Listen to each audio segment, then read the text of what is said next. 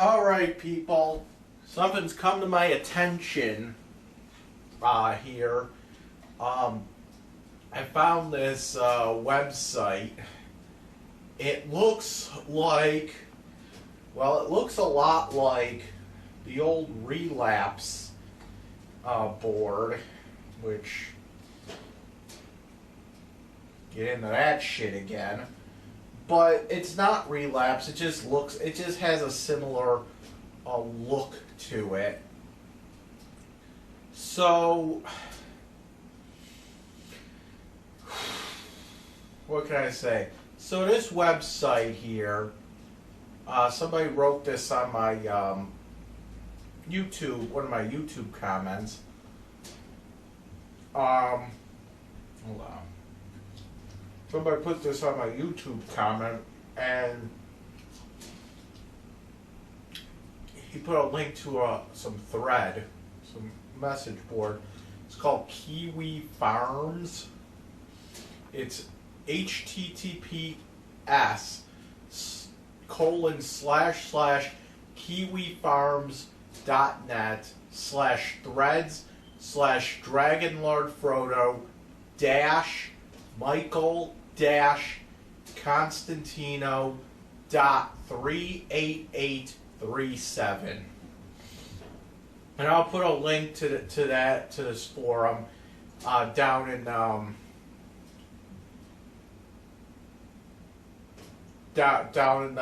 in the description. And just like with Relapse,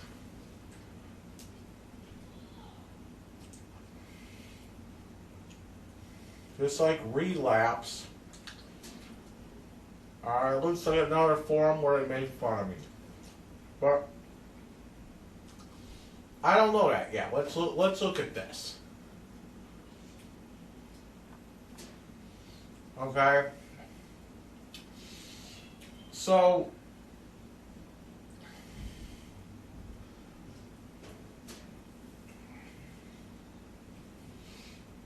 let's look at this forum here. Excuse me while I eat taco hummus while with little fucking pieces of bagel. So the first post is just, I ran across this guy on YouTube. He seems like a lot of fun. Makes lots of videos and streams a lot, and it just has a couple pictures. It has a picture of me and Juicy on there, a picture of me with the machete, some naked picture of me, I don't know. And then it has a couple of my videos on here. I wish this internet collective would just stop with this shit. I never gave internet collective permission to re-up my videos. So that's a problem.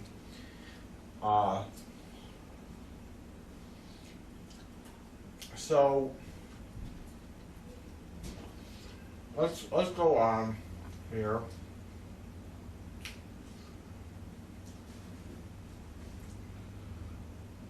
He looks like a Proto Boogie 2988. I don't know what that means. It's true, this man has no dick. I do. It's just a weird angle in that picture. So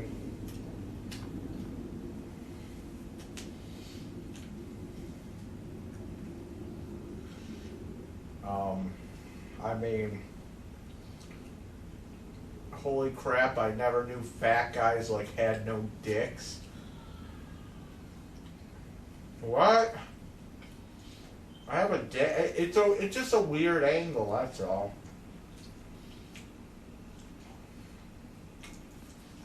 Just a really weird angle. I have a dick, it's just a weird angle in that picture. He's fat and hairy, and I would not have sex with him. I wouldn't want to have sex with you either. I don't even know if you're a girl or a boy.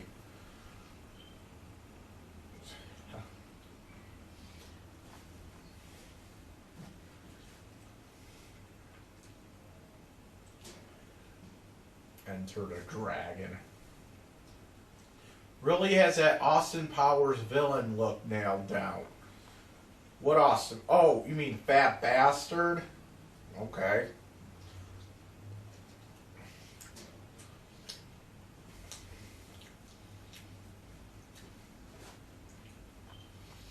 I gotta turn the heat, Pookie. There, shit. Don't make me do Fat Bastard voices while I'm trying to eat, because I'll just choke on something.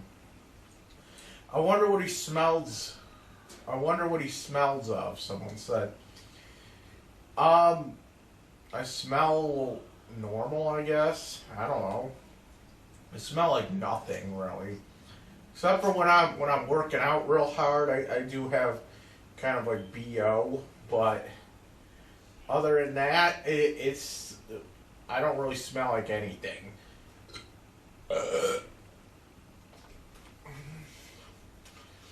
Just so I need a fat fucker who dumpster dives for trash. Would it be better if I was a skinny fucker who dumpster dived for trash?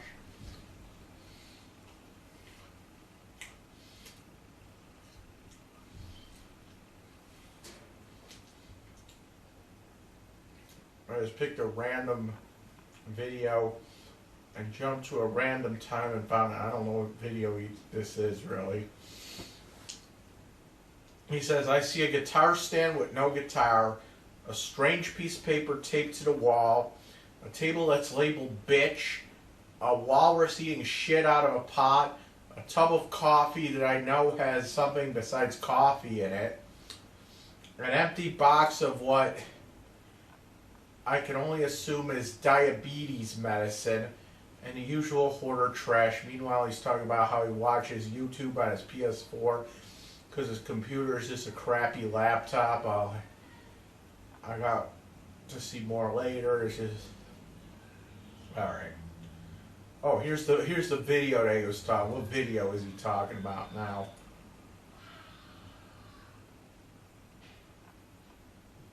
What video is this?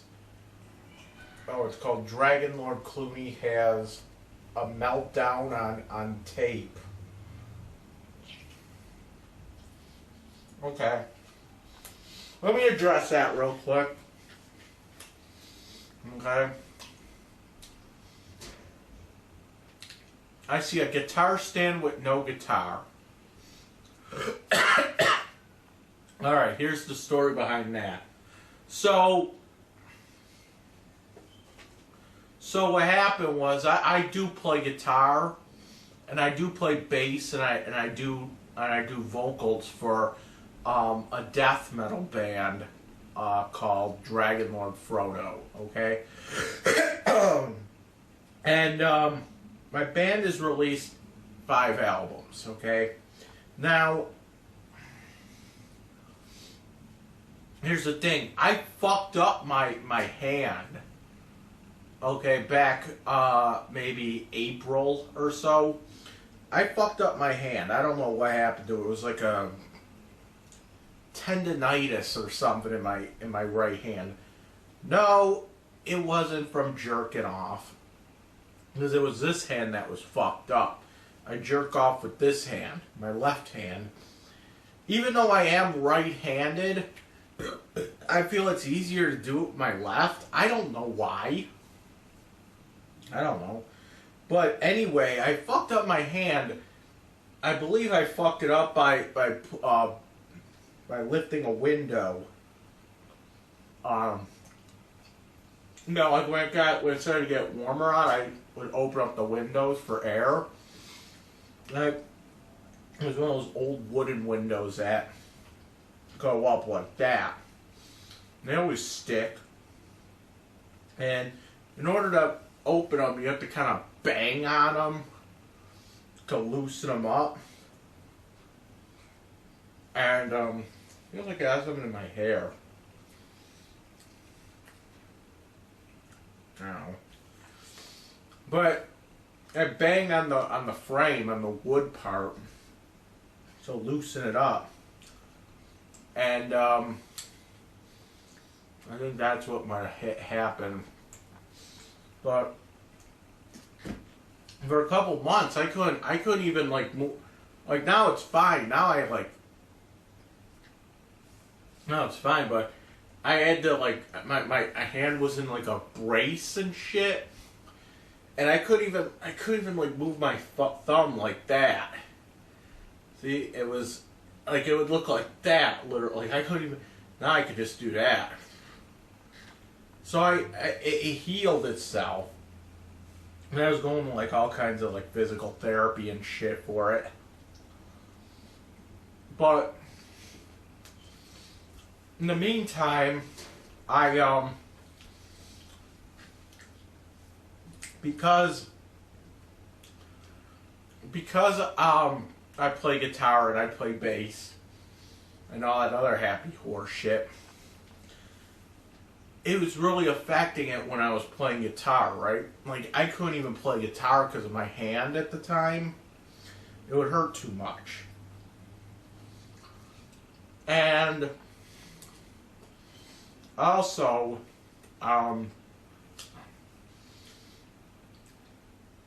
when I was in jail, I was in jail for 28 days, and I'll get to that in a little bit, because somebody asked me about jail on here.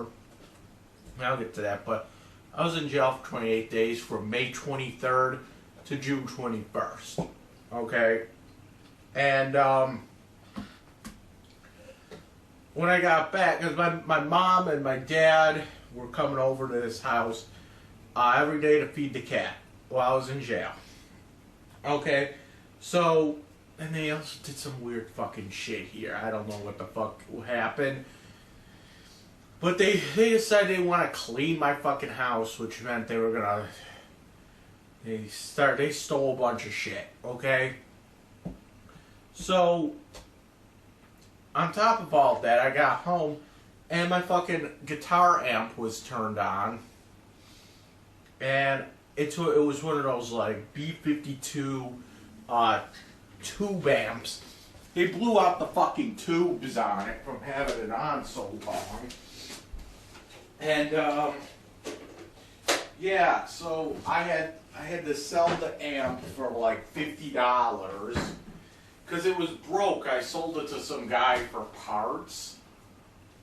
You know, because it was like for me to get the thing fixed would have cost me all kinds of fucking money. Oh, shit. Hold on. It would have cost me all kinds of money to get that thing fixed, and it just wasn't worth it. So I was just like, you know, $50 is fine. The thing doesn't work. And, you know, whatever. I sold it for parts, pretty much. Some guy knew how to fix it, and he could fix it on his own. It's like one of those really, really specialized fixes, I guess. But he fixed it. Like from what I understand, it was there was a problem. She blew out the fucking transformer in there, in the fucking amp. Hold on, I'm making a pot of tea here. And she blew out the fucking transformer in the amp. So I don't know. Make sure that string doesn't burn. So what happened was I ended up since I couldn't play anyway at the time, and I needed money anyway. I ended up selling my guitars for some money. I wanted to go on a trip when I got out of jail, because what happened was I had a trip all set up to go. I wanted to go to Toronto for the weekend, okay? And I had a trip set up to go, and I had a trip, what was it? Maybe It was like in, oh, come on. I'm like dropping all kinds of shit here. I had a trip set to go to Toronto in June, and I missed it because I was in jail. Okay, so I lost all the money from that. Then I planned on another trip like in August when I got out. I got out in June. I planned another trip in August. And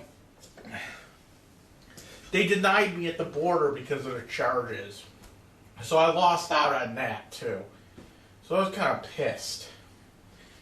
So anyway, I sold my guitars and everything so I can go to Toronto. I got money and then I went and I got the money exchange into Canadian and all that other shit. But I'm pissed off because they denied me at the border, so I couldn't even go. So that's unfortunately. So that's why it's still there. It's still there because I still have I didn't sell the guitar stand itself. So that's what happened. I see guitar, a strange piece of paper taped to the wall. Oh, you mean this thing? This thing? No, you know who that is?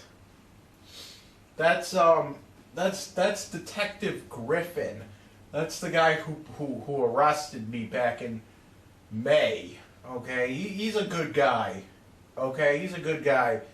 Detective Terry Griffin from Cheektowaga. He's a good guy. I'm not gonna hold it against him that he arrested me. So it's like, okay, whatever. You're doing a job. He seems like a nice guy. I'm not gonna give him fucking trouble. You know, he's gonna take me in, and that's about it. Leave it at that. The guy has a cool sense of humor, so I made a comment on Cheektowaga, Cheektowaga Police Department Facebook page at one point where they were talking about having this fundraiser for the Cheektowaga Police, I think, and what it was they're gonna sell pizza or something.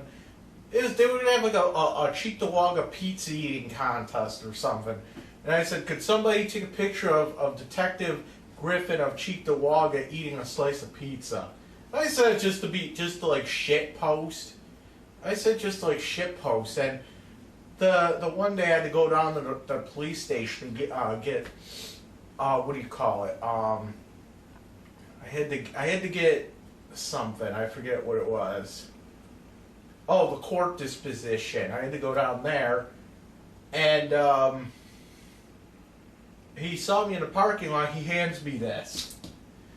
He's like, "Here's what you requested." I'm like, Jesus Christ! And like, I didn't even expect that. See, it's funny because the detectives is in on the joke, and I kind of have to watch what I say on YouTube as well, because he watches my video. He watches my videos, so that's something else that I have to. That's something else that's keeping me out of trouble, knowing that law enforcement watches my video. I got a couple law enforcement people watching my videos. I got a guy at Buffalo Police watching them. I got Detective Griffin, and I might have a detective in Tonawanda, Detective Sweeney is his name, watching my videos as well. So, I mean, it keeps me straight. It keeps me out of trouble knowing I can't say this or that, you know, because whatever. I can't make threats or whatever on video, and that's fine. I shouldn't be making threats. So there's, you know, a tape to the wall. There's a table labeled bitch. Okay, there's a table. So here's the thing, okay? From what I understand, this table isn't even mine. Okay? This table belonged to the guy that lived here before me. The landlord is a friend of the family, so he kind of got me in this apartment. And the guy, I guess the guy that lived here before me left all kinds of shit around. He left this couch, he left the table, he left that stand, that TV stand, I should say. He left a dresser up there. He left a bunch of shit here. He left a fucking TV in the closet upstairs. Like a 32-inch TV. Whatever. He's like a pothead or something, right? So I was like, hey, listen, can you just leave all this shit here? I'll use it. So I didn't put the bitch thing on the table. The guy that lived here before me, that's his table. I just left it here. I'm just using his shit. He didn't come for it. So whatever, it's mine now. A walrus eating shit out of a pot. I don't remember what I was eating out of a pot. I think I was eating like, and it's not a pot, it's Corningware. It's a Corningware dish. But I believe what I was eating that in that video was I got there was a sale at Tops, I believe, where it was like buy two get 5 free or something, and they were like those I don't know if you people know what these are, but there's this company called Barber Foods, and they make these stuffed chicken breasts, and they're like stuffed. There's a couple different kinds. There's like cordon bleu. It's pretty much just like a chicken breast, but it's like stuffed and breaded.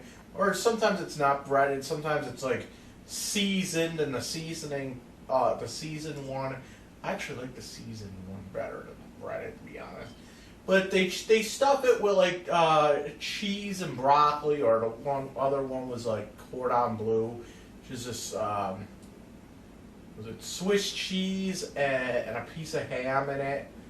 The best one I like is the Kiwi, and that one is I can't find the Kiwi anywhere now. The Kiwi is like it's a chicken breast, but it's like stuffed with like garlic butter. It's so good, but I can't find it anywhere. The second best would be the broccoli and cheese one.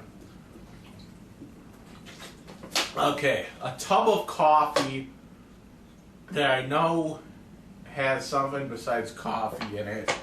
I mean, this thing. What's in here? Well, I'll let you look at what's in here. And yeah, you're right. There's no coffee in it. What there is, it's a bunch of used needles. Because I'm a diabetic. And you can't just throw the needles right in the trash. You need to put them in like a coffee can or something like that. That you can seal.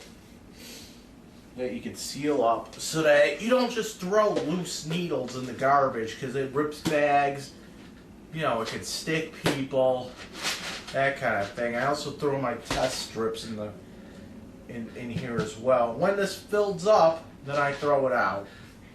In fact, on the top it actually says, well, it's a little faded, but on the top of it says dirty needles and test strips slash lancets. Okay, so that's it. An empty box of what I can only assume is diabetes medicine. Okay, so I think what you're looking at is this thing, and it wasn't empty. It was just beat up to thing, but this is just the box for my pen needles. I'll take a bunch of them out. That's what they look like. That's what they look like.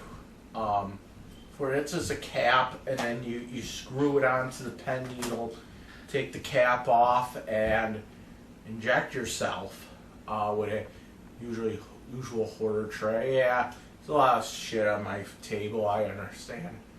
Meanwhile, he's talking about how he watches YouTube on his PS4 because his computer is just a crappy laptop. Yeah, I used to watch a lot of YouTube on the PS4 because of that. It turned out that my PS4 was a better computer than my laptop. Because my laptop was like, I think I got that maybe 2013 maybe.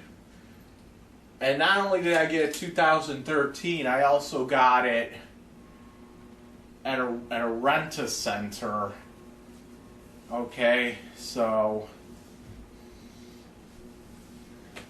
that's what happened. It was like a real cheap one because I needed something, because my computer just died at the time and I needed something quick, and I was like, I had to have that one. That's all I really had. So, okay. Well, the introduction video describes him perfectly. He considers his naked body the equivalent of Michelangelo's David or the Venus de Milo, while complaining that his new pics have been banned from Facebook. With an attitude like that, everything else, including his future arrest, makes complete sense. Well, here's the thing. Here's the thing here, okay? What exactly is the difference between me being naked and, like, a statue of David? Who the fuck is David? Just some guy that's like this with his dick hanging out, right?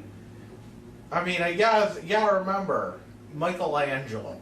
Was there a guy named David that was like posing for him like that, and he was like chiseling out of like stone or whatever? I don't know, but it's art. Why isn't what I'm doing art? You know?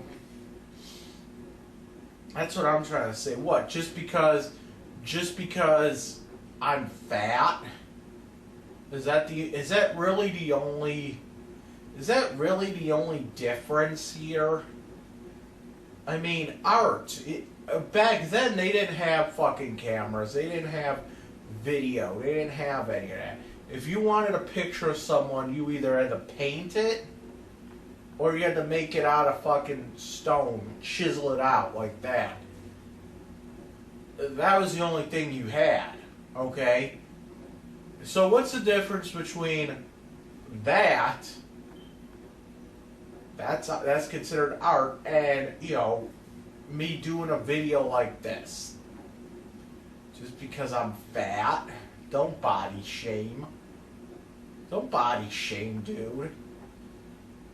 And you make fun of me having a little fucking dick. Look at fucking Michelangelo's David. And David had a fucking little fucking dick. Okay? He had a fucking little dick.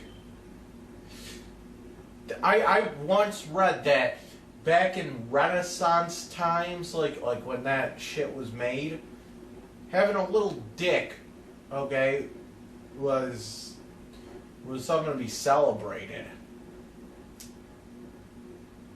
Like these big black guys now that fucking dicks down the here,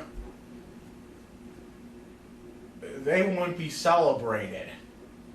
But a guy like me, if I was in fucking Renaissance Rome, I'd be like the king, okay? So, there you go. I love the fact he looks exactly what I was... You didn't expect fucking, like, Elijah Wood or something?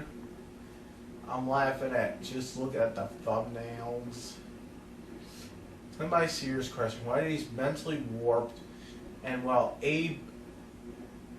ampled body people feel compelled to make videos without clothes on? This guy is on another level, but it does seem like fatties with brain damage have a thing against wearing shirts and pants.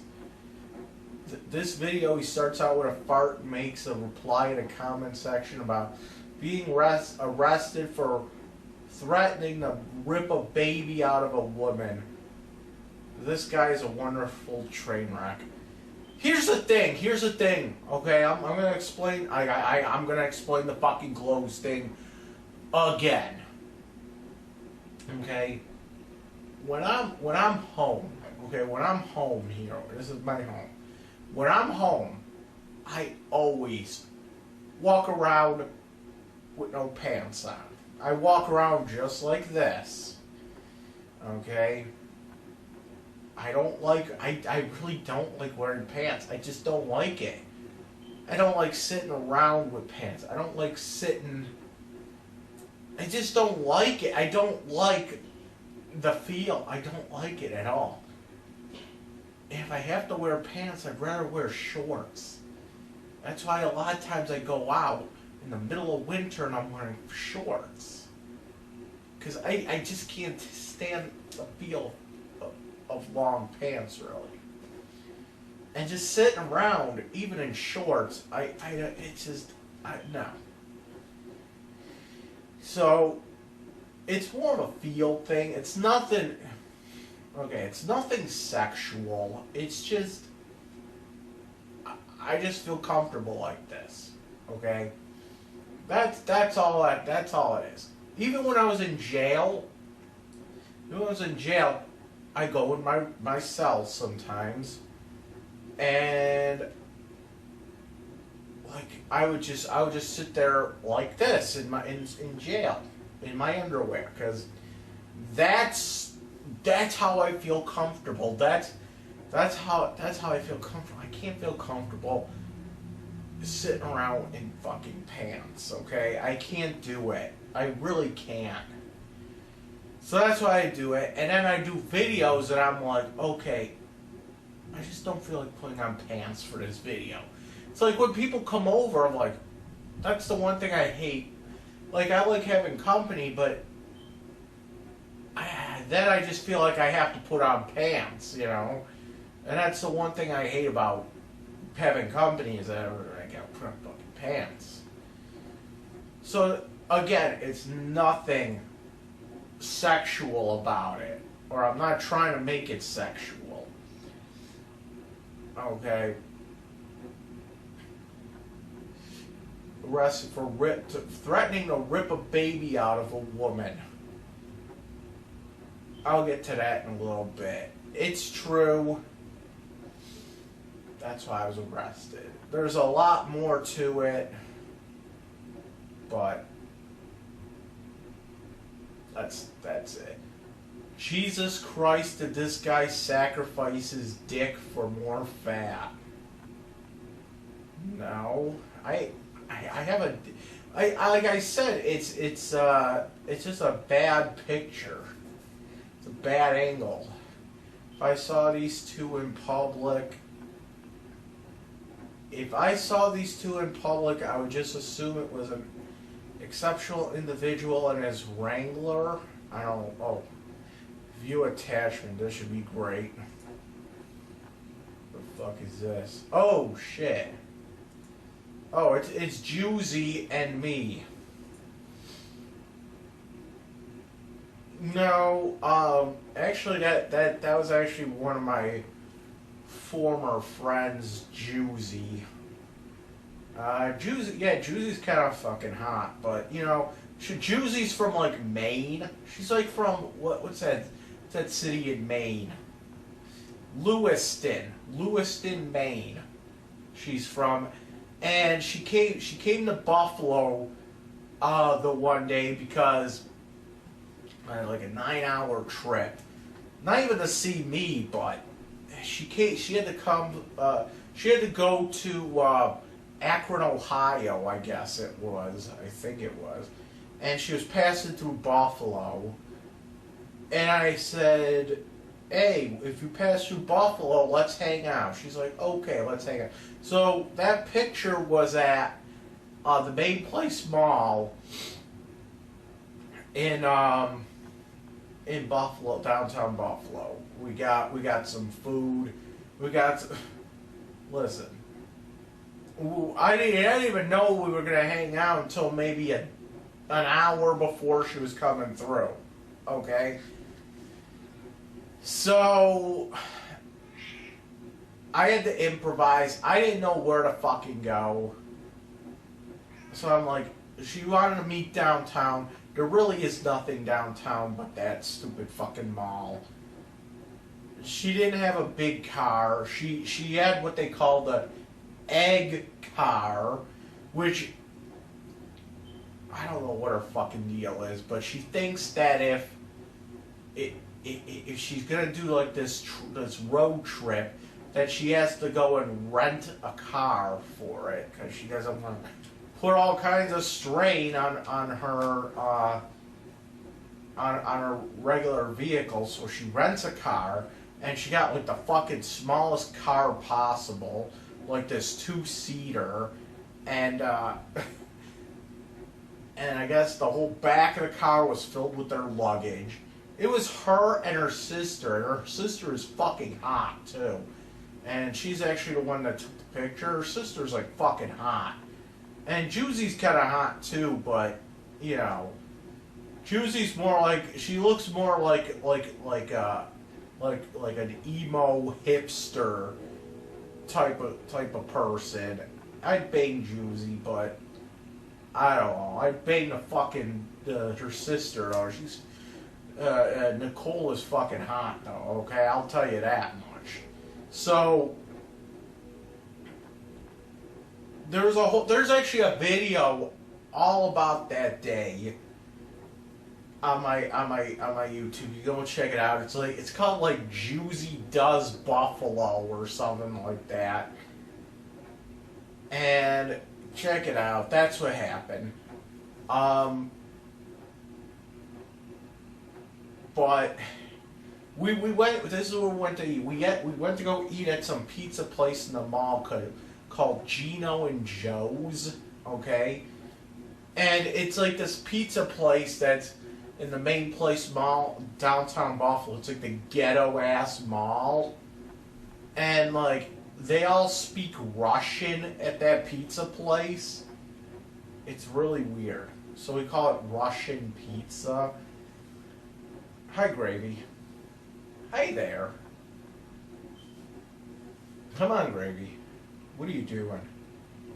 What are you doing, Gravy? Hi. Alright, it's true, this guy. He's like a Ken. No, he's not. Fat Ken. I wonder how... Somebody already asked that. Guess he wasn't fat shamed enough. Guess he wasn't fat shamed enough to change his life goal for the healthy path. Well,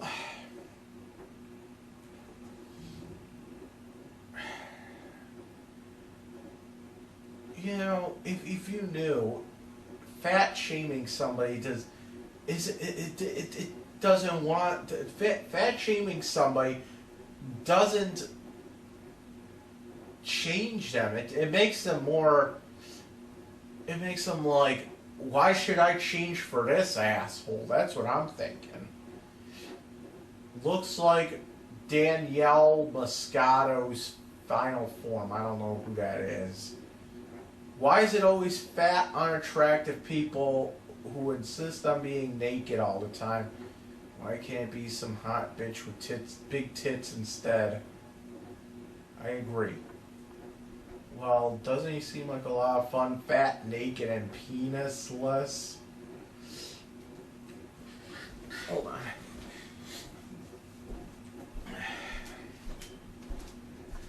Hold on, I gotta drink my tea.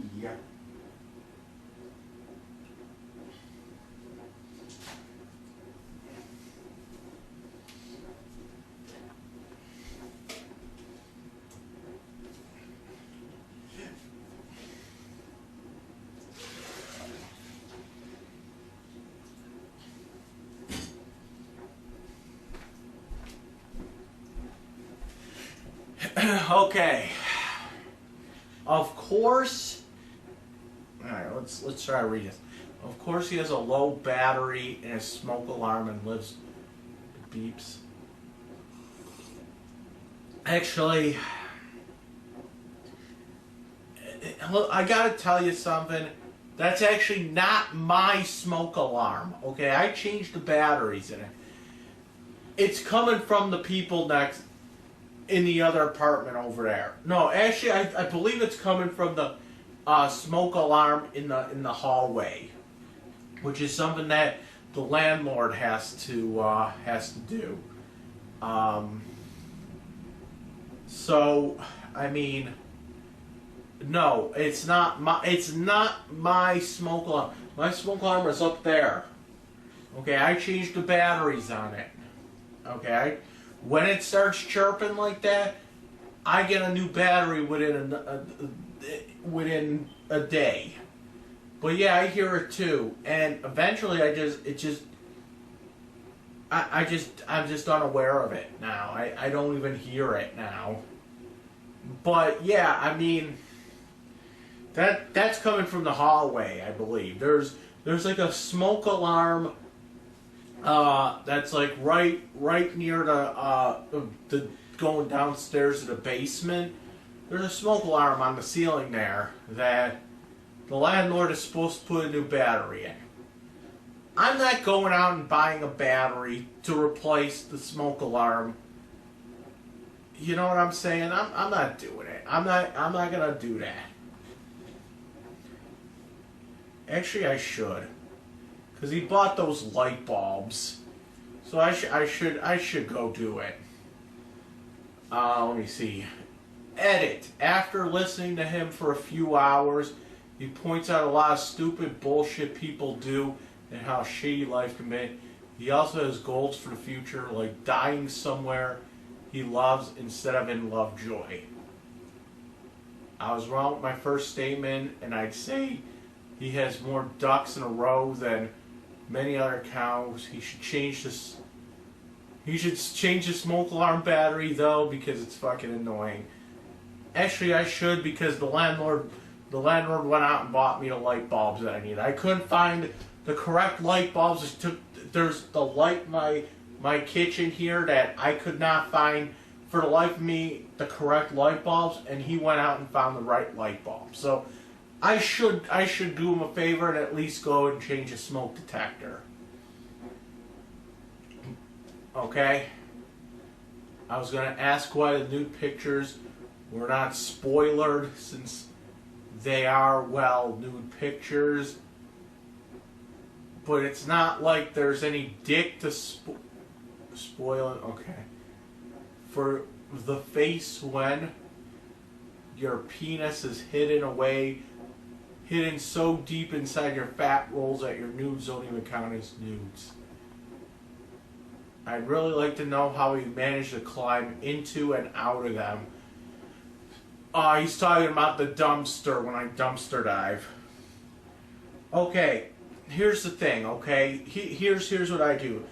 I've never once like, when people think of dumpster diving, they think of some guy that's like with a ladder that's climbing into the dumpster and all that other happy horse shit. And, you know, you could be right.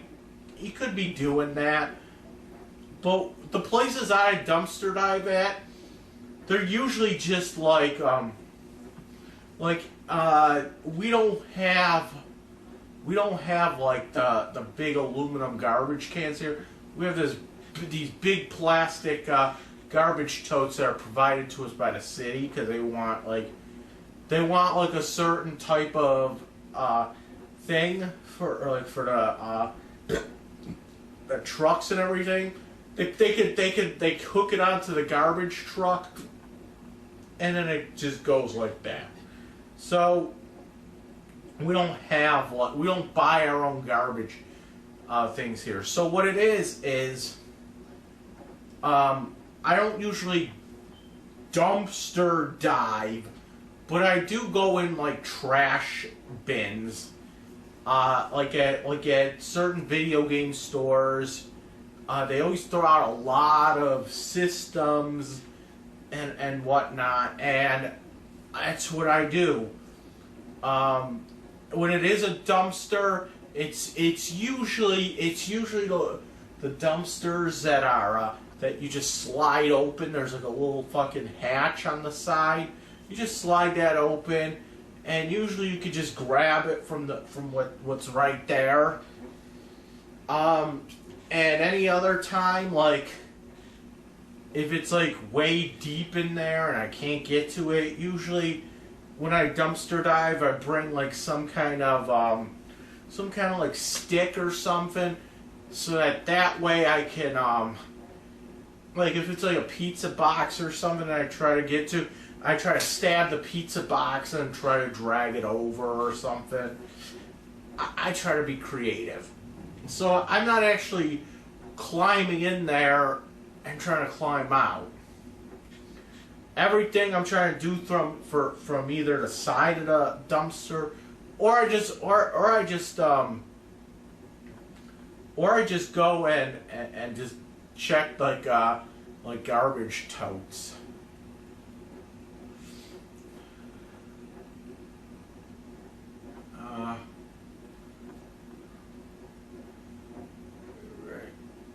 I love the fact there's now a review of Breath of the Wild by a naked, portly man on the web. This is why TV is dying. I was going to make a thread on Michael a few months back, but sort of lost interest. But the dude is a fucking mess. He was arrested for aggravated harassment. He was arrested for aggravated harassment last May for spurging out. What the fuck does that mean? Spurging? Oh, like Asperging? Spurging out too much. I still don't know the full details. He has thousands of hours of videos of him just being a complete spurg and flipping his table over mundane shit. He records his doctor's visits and posts them online, which has led to one of his doctors telling him to fuck off. Actually, no, I know that doctor. I never actually recorded a doctor visit from him. You're talking about Dr. Nintendo, and the thing with Dr. Nintendo was that he called me while I was doing a live stream, and instead of turning off the live stream, I picked up the phone and started talking to him on the live stream. He got pissed off because of that and dropped me. It was just a phone call. It wasn't like I was recording a session with him, you know. Okay, so he seems to have beef with people in the music scene in Buffalo, all while at the same time making some of the worst music anyone has ever heard. Okay. Do I really have to go into that? I honestly don't have any beef with anybody in the music scene, really, except for one person. And that person is Clinton Rocco Carr. Everything. I don't have a beef. Everyone has a beef with me, though. That's the thing. So the story with Clinton Rocco Carr is that Clinton Rocco Carr ran a music venue out of his home, called it The Funeral Home. It was out in Riverside. Okay. He gutted the entire downstairs. Okay. Made a stage, had bands come over and play, had people come over, pay to come in and see it. It was like a little source of income for him. He lived upstairs. So I was going over there, I was watching the local bands play, and he had something against autistic people for some reason. This was back when, I don't know, when I wasn't as heavy into the YouTube, okay? I wasn't as heavy into the YouTube back then. A lot of it was, I would, like, here's the thing, a lot of these bands don't have, or didn't have, recorded material. Okay, so the only way you can really listen to the band is if you went to the show. Okay, like bands like Hubris and Grave Descent, and like back then they didn't have any albums out. Okay, so the only way you can hear the music is if you went to their shows. Okay, and listen to when they played. So I had this idea that I bought a video camera, and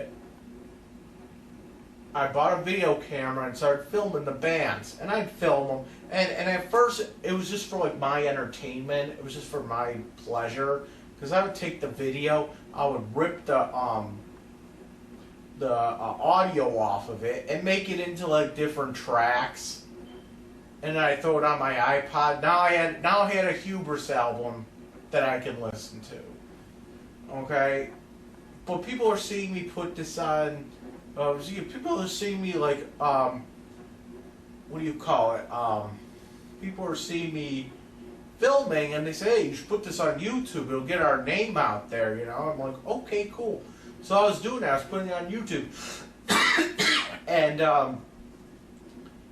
after a while, you know, some of these bands would pay me to fucking film their show, and some of the places would get me in for free and shit. I was like the king with the music scene.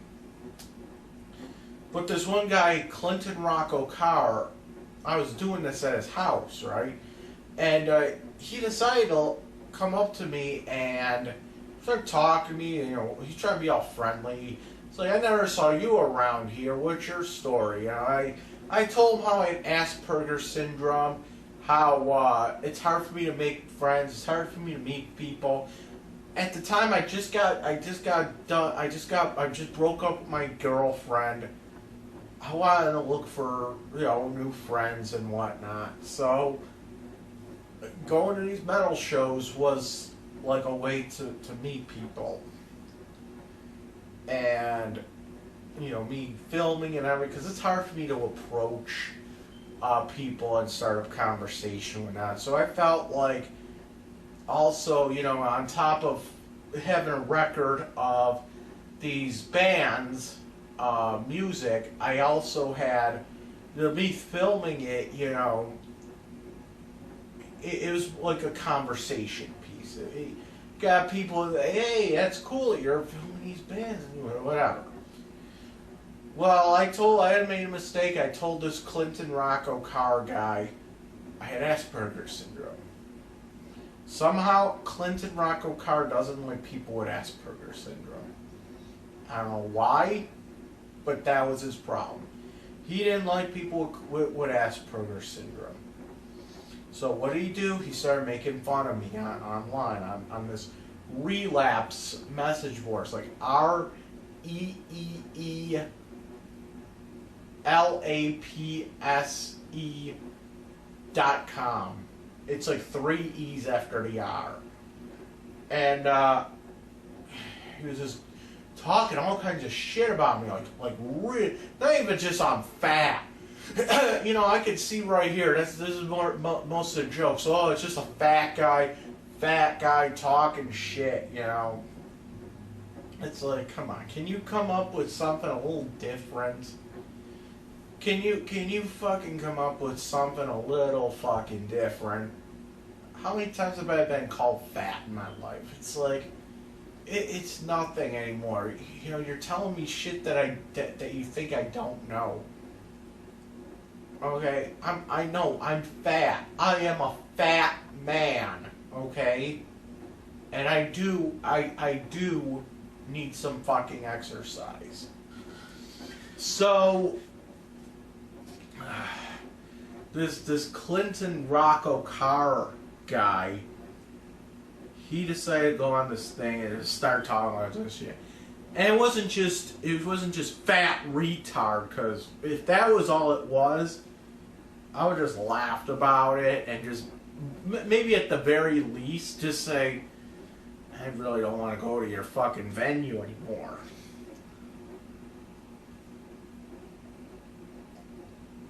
So it wasn't just that. There was a lot of talk. What was it? A couple months before all this happened, I won a guitar from a raffle that was being held at his house, at his funeral home venue. And yes, it used to be an old funeral home. That's why they called it the funeral home. But I won this guitar from it. It was like this really nice Dean Cadillac guitar, signed by the members of Cannibal Corpse. And he was going around accusing me of stealing the guitar, saying how I don't deserve it because I stole it from a guy that was disabled. Which the story goes is that this guy named Tony Lorenzo, he was a great guitarist. He's dead now.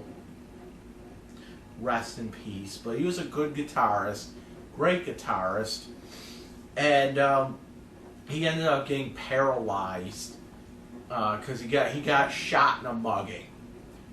And after he got shot right in the back, I guess, and fucked up his spinal cord, and he couldn't walk anymore. He had to like relearn how to play guitar and the whole bit. Sad story. But he was in a wheelchair.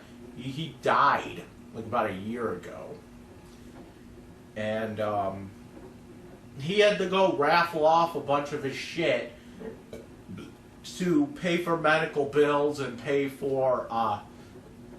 He was gonna put a what do you call it? I think it was like a wheelchair ramp on his house or something.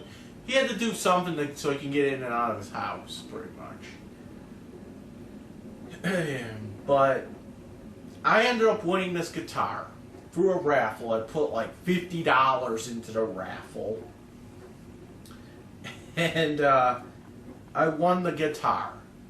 I was so fucking excited. Okay, I really was. And whatever. And he thought that this Clinton Rocco car guy thought that I rigged this raffle somehow so that I could win. And truth be told, the reason they thought I rigged it was because I was filming. I was like filming myself winning it, and he's like, how would he know he was gonna win and film it? And I'll explain how that happened. Because here's the thing, I was filming the bands anyway. There was bands playing that night, and in which, like right before one of the bands went on, I think it was, they raffle off this guitar. Okay, and I was filming it all. I filmed when they announced the winner. So I actually didn't know I was gonna win. I was just filming it anyway, you know. I was like filming, yeah, I wonder who's gonna win. And when they called my name, I was like, holy shit. So I got lucky. So that's how I won. But people are saying I stole this guitar from this Tony Lorenzo guy. And Tony defended me on this and said he won it fair and square, you know. But people don't want to listen. He was also calling me a pedophile, and how Clint was like outside my apartment. He was trying to hack my computer, and he hacked my computer the one day through Wi-Fi, which, by the way, number one, is illegal to do, and number two, at the time I didn't even have Wi-Fi. Okay, I just had a router. It wasn't a Wi-Fi router though. But, because there really is no way you could have hacked it from just being outside. Because I didn't even have a Wi-Fi router in my home at the time. But, he said he hacked my computer and found all kinds of child pornography or some bullshit. It's like, yeah, this is fucking bullshit. And the whole thing was because, and that's the other thing, he was getting people to like take pictures of me outside or something, all because I had Asperger's syndrome. And I think the reason he doesn't like people with Asperger's syndrome is because he had a problem with what's his name, Justin Barger from Ohio, back in the day. And Justin has Asperger's, and I'll admit I don't really agree with everything that Justin believes in. He's like he has Asperger's syndrome, but he's also into like a lot of what do you call it? He's into a lot of like the Daily Stormer and all that kind of shit, like Nazi shit. He's a shit poster, okay?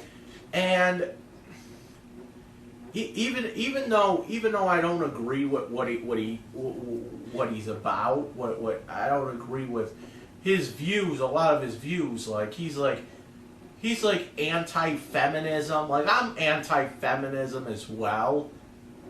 But he goes around and like really he like advocates like beating women and shit, and it's just not something I agree with him on. But they were going after him, and it's one thing to go after someone and say, listen, we don't agree with what you believe. We don't, and that's fine, okay? But the way these people were going about it were like, everything that they said was all about how he has Asperger's syndrome and all that. It's like, okay, so he's Asperger's syndrome, but what's that have to do with him, pretty much having bad views, bad political views or whatnot? It's like that kind of shit. And also they were going after another family in Ohio, Greg and Robin Dutko. I don't even know where they're from. Cleveland, I think. Everybody's in that same fucking area. Cleveland. Fucking Barger was from Cleveland, I think. But the Dutkos, they're pretty much your classic white trash.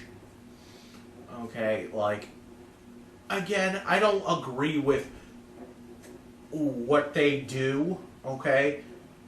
But I also don't agree with Clinton and this relapse message board calling them up at 3 in the morning and fucking bitching them out because their kid has Asperger's or whatever the fuck the case may be.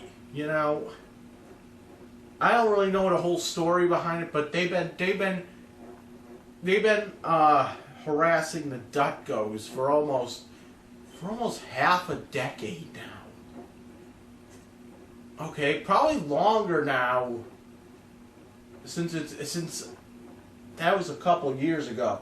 So with Clinton Rocco Carr, I ended up going to his house one day. He wasn't home, but I went to his house. I wanted to fucking bitch him out, really. I wasn't gonna fight him. I wasn't gonna like punch him out. I just wanted to fucking bitch him out because he's going around talking all kinds of shit about me.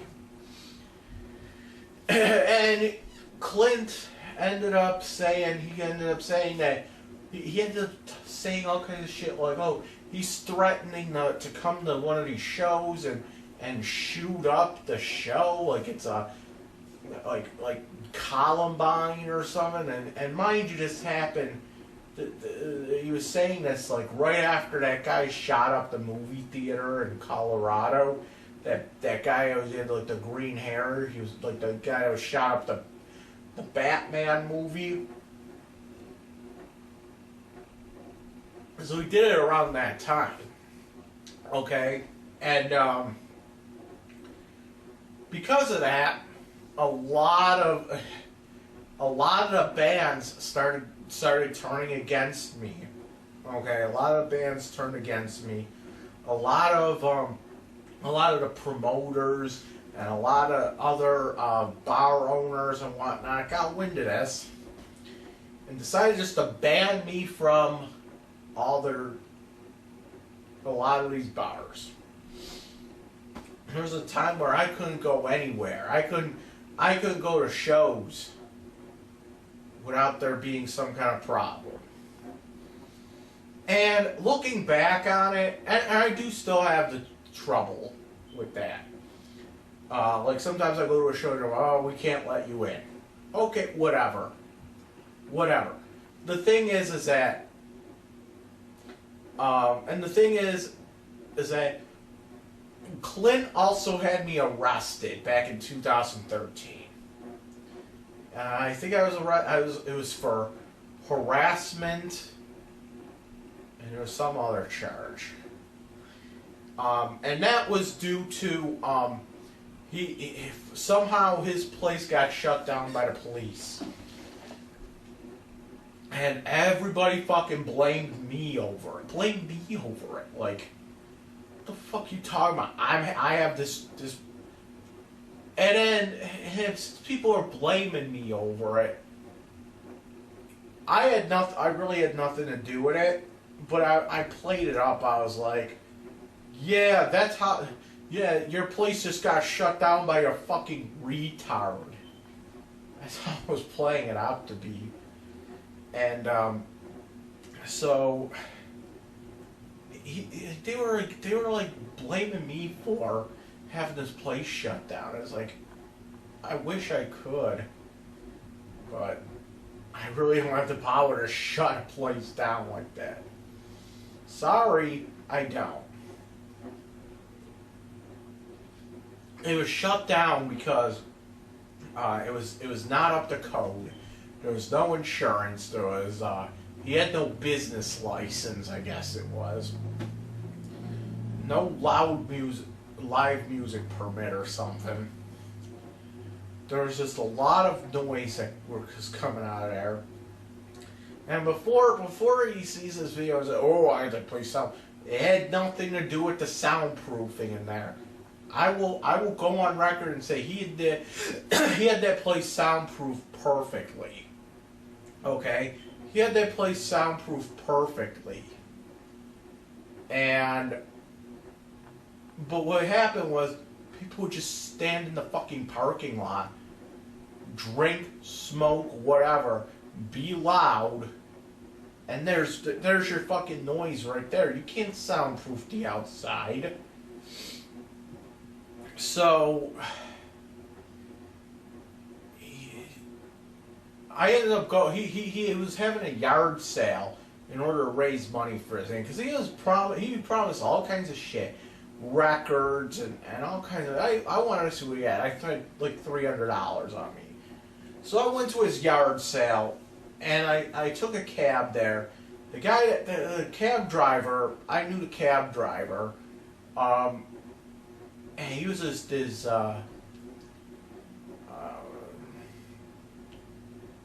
he was like an ex-military kind of guy. He was like in like 3 different wars or some shit. Like, this guy don't take no shit from anyone. Okay. So we go up there, and I told this guy, I was like, listen, I know how you are. Do not get the way you get. Don't start arguing with the guy. Do not do that. I don't need the trouble. Okay. So we go there. I said, you want to come and watch this? Just watch. Okay. So we go to this this yard sale thing, and there was nothing out there. There was him outside. There was Clinton Rocco car outside. There was a table with like 3 little girls sitting at the table trying to sell cupcakes. There was a guy behind Clint grilling food or something. I don't know. And Clint was just standing there counting money like this. He didn't even see me come up. I said, "Hey, Clint, what's for sale?" Looks up, puts his money away. He said, "Nothing. You need to keep walking." I didn't hear my friend. What's for sale? Keep walking. Okay. So we started walking back to the car. I'm like, okay, let's just go. And I look back, and he's like following me. He's like saying all kinds of shit, like, "You need to walk. Keep walking. We're gonna call the police if you don't keep walking." I'm like, "We're fucking walking." And he says, "I'm like, I'll get my landlord to call the police, whatever." That's another story. You know, this guy pretty much gutted the downstairs of a house that he doesn't own. Having like fucking bands play at a place that he doesn't own. It turns out he said he has a landlord. That's something that the landlord has to deal with now. And yeah, so whatever. That's not my problem. That's his. And he sees me and my driver walking toward the car, and he says, "Hey, you're with him. I don't know who you are, but you need to leave as well." Looks behind him and says, "What did you say to me?" And Clint like just stopped. It was like, "Yeah, don't act like you didn't hear me, boy. I'll come over there and knock you on your fucking ass. And I'll drop kick you like a football." And Clint just walked back around and went back home. And we just walked to the fucking car. I was fucking laughing my ass off too, I admit. And we walked back to the car, we drove off, and that was it. 2 weeks later, I got home from work. And I got something to eat. I worked from like maybe 8 o'clock in the morning to about noon. I got home around, I don't know, 1 maybe like 12:30 or so. I get home, I get something to eat, and I went to sleep for a couple hours, and I get woken up. I get banging at the door. I get the fucking doorbell going off. I'm like, what the fuck's going on? I'm like in a fucking haze right now. I just fucking woke up. And I said, "Who is this?" And he said, "It's the police, open up."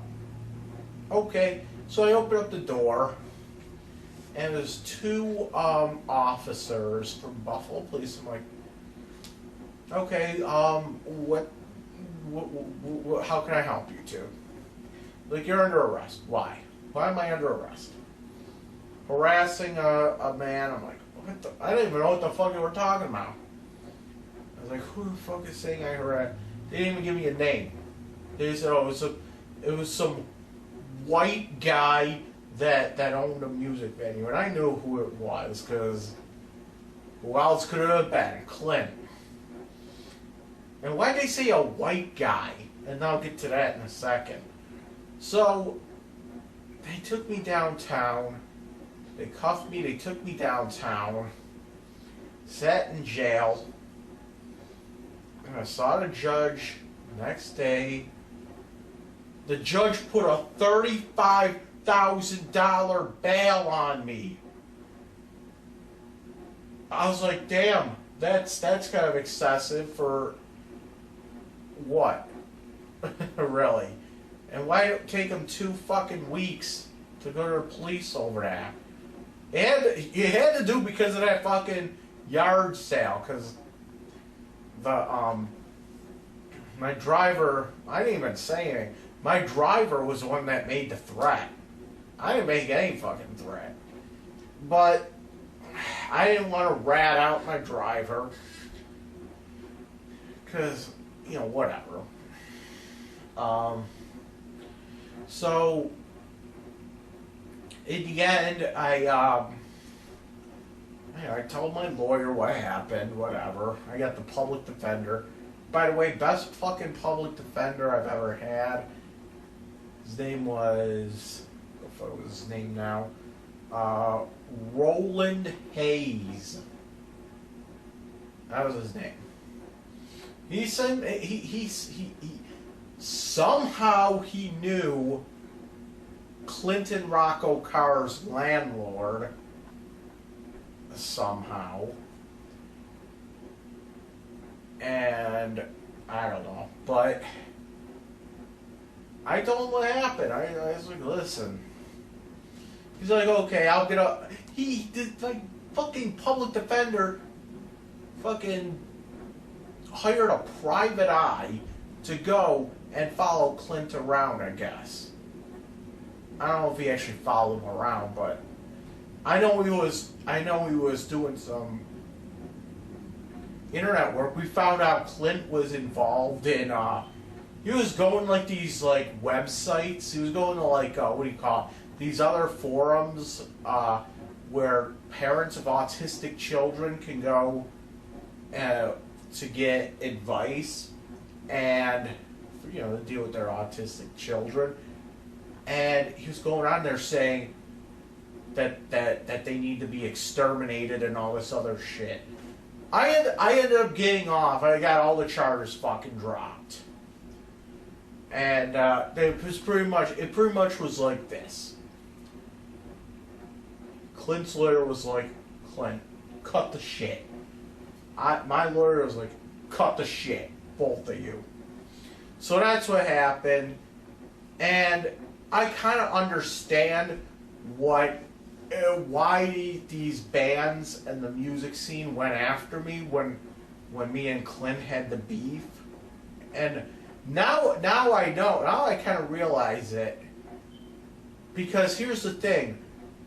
A lot of these bands are like they're just your regular Joe Schmoes out there.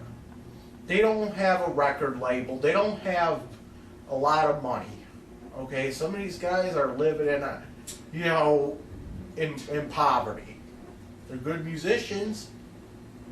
They play good music, but they don't have money. So this funeral home place, because Clint didn't have a license, and because Clint didn't have the place up to code, he was able to let these bands play really fucking cheap, if not for free.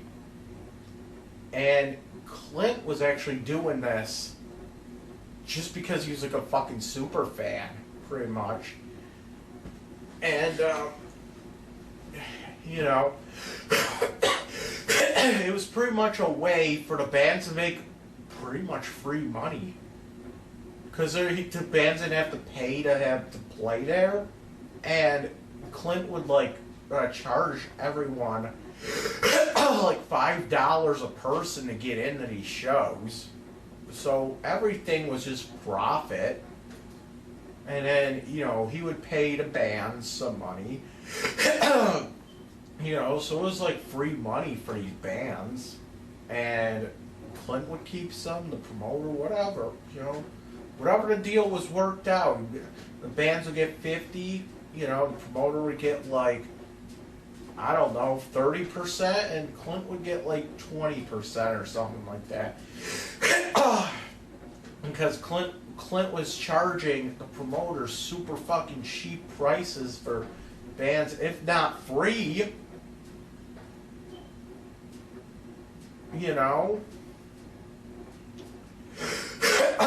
So what happened was when Clint started his shit, I started, me and him had a little beef, and people were just looking at me like, oh, you're talking shit about Clint. You need to know that Clint... See, Clint and his funeral home are... I'll say it. They're kind of responsible for a couple of these bands, you know, getting their names out pretty much. Oh, shit. So that's why people were like, Mike, just shut the fuck up, you know. And that's why a lot of people hated me over it. That's why a lot of people went after me over it. And at the time I didn't know, but now I know. So I really don't have a beef with them. People have a beef with me because of it. All at the while I'm making some of the worst music anyone has ever heard. I'm not going to argue that one.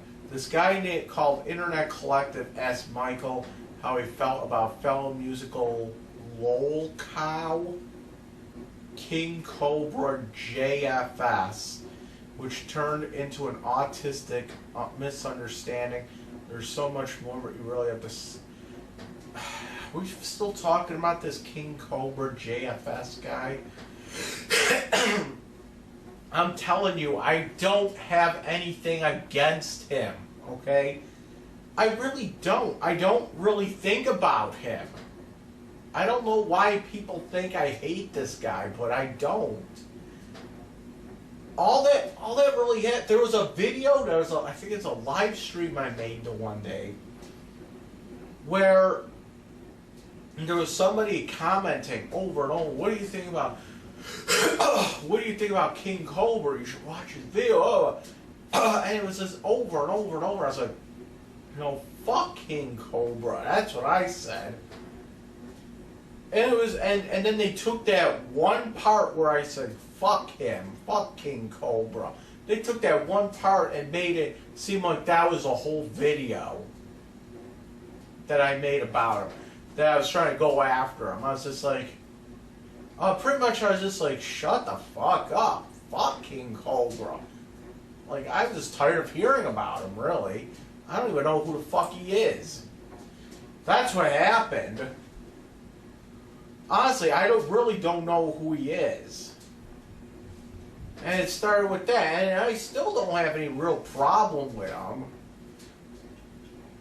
Yeah, it was, I don't know, but, and this Internet Collective guy, it's like, this guy's fucking weird, okay? This Internet Collective, I don't know if it's just one guy or it's a whole group, but it's so fucking weird, this whole thing. Because all it is there's this person that that was trying to get me to be their friend.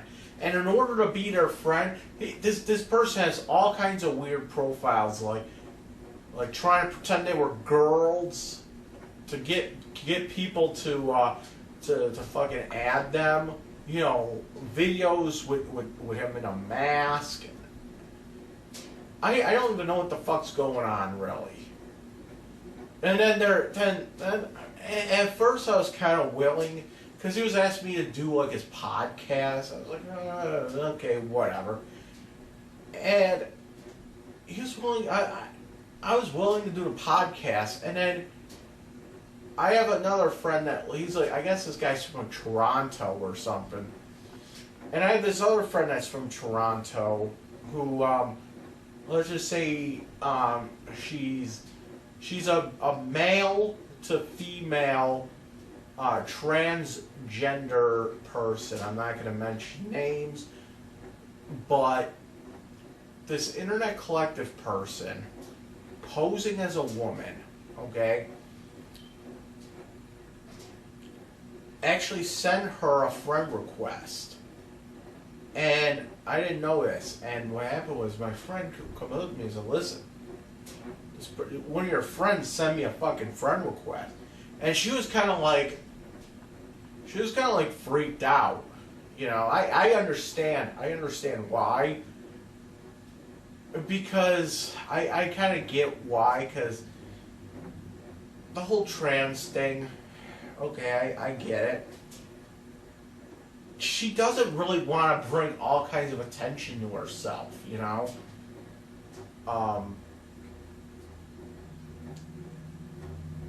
So, because if you heard about like the news and shit, people who are transgender sometimes they get attacked or whatever, and it's just not something that she wants. What do you call it? She doesn't want to bring attention to herself is what's going on.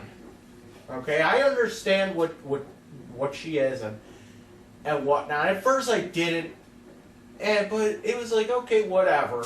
It's cool. You know, we were never like, you know, we were just friends. You know, it wasn't like anything going on beyond getting fucking dinner at fucking Toronto. You know, but you know, at the same time, you know, she doesn't want to bring all kinds of attention to herself. She just likes to kind of blend in, really. And I get it. That's why I'm not mentioning names.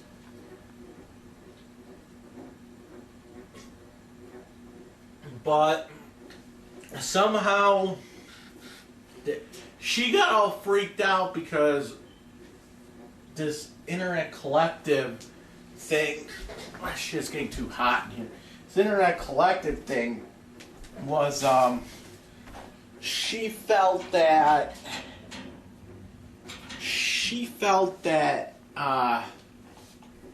with them sending her a friend request, that she might have been outed or something. I don't know, but it just doesn't want the attention from it, you know. She doesn't want the attention from, you know, me and the way I present myself, really. I mean, we'd hang out, but she didn't want to be on camera. You know what it's like that. She just doesn't want the attention. Like, I like the attention. She doesn't. And you know what? It's totally understandable. So she got really weirded out when this internet collective thing sent her a friend request. And I don't know what went on with that. I don't know whether it was they sent her a friend request like to fuck with her, or it was just simply, oh, we saw her, like, you know, people you may know on Facebook. You know how they had that thing, people you may know on there, and it has, they might have saw her on that, and they just said, oh, okay. So they just start, you know, adding everybody that they could, you know. So there you go. I mean, it was just, I didn't want any real part of it, you know, and she didn't want any part of it, and I just thought at that point that it was like the whole pretending to be a woman thing, and it wasn't even trying to pretend to be a woman because it was transgender. This was actually pretending to be a woman to get more people to like you.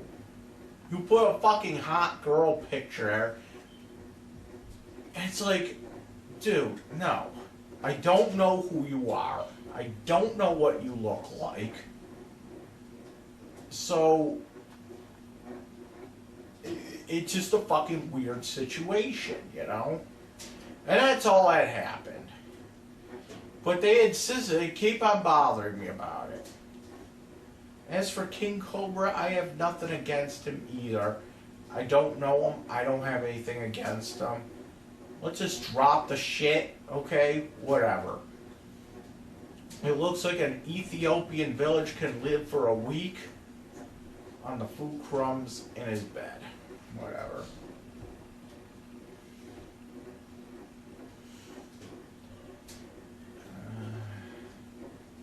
I drank some of that tea that's supposed to help me calm down. It's only made me piss all night. Worst case, oh, you know what it was? I think that had something to do with. I had to go to court that the next day, and I couldn't even sleep. Like, I was up all night because I was worried sick. I was worried sick I was going to go back to jail. And I was like drinking all this tea. It was supposed to calm you down and put you to sleep, but it just made me like just piss. I was pissing tea all night.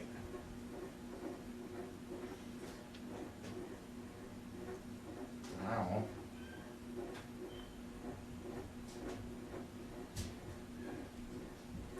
He pushes the dumpster as... I don't know what that even means. This guy writes, watch bits and pieces of his video. Many are 1 hour plus, and I don't want to dedicate time to some fat fuck rambling on and on. In one video, he chugs a stein of hot chocolate while wearing a green Jello tour shirt. He has a cat which is almost as beast as he is. He seems to have an obsession with his favorite words, tight and stiff. He calls them kick words for some reason. Okay. You know... Oh yeah, then he posted a picture of my underwear up there. So... No, my cat isn't obese. My cat is just like a big cat.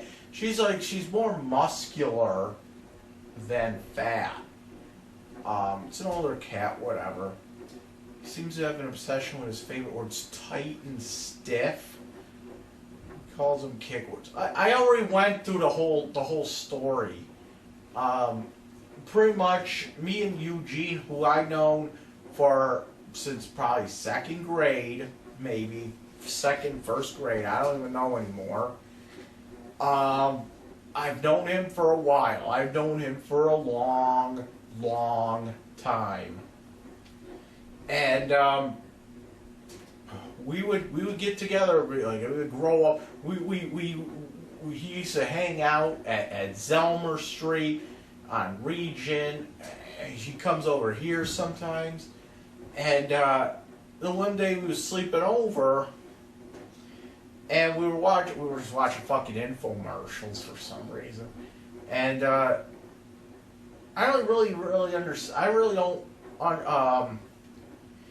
don't remember how tight became funny, but somehow it was like I kept saying something about how I was wearing tight pants or something, and I kept laughing about it. I go, tight pants. And then we go upstairs, and at the time, we didn't have a computer. We had something called web TV, which was pretty much just a box that you put on your TV, plug a phone cord in, plug the fucking video cords in, and there you go. It connects to the internet through this web TV thing.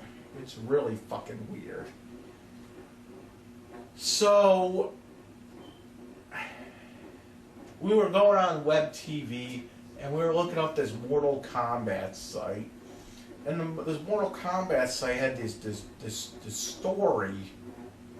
It was like a parody site where it was like the whole story, and it changed a lot of the names.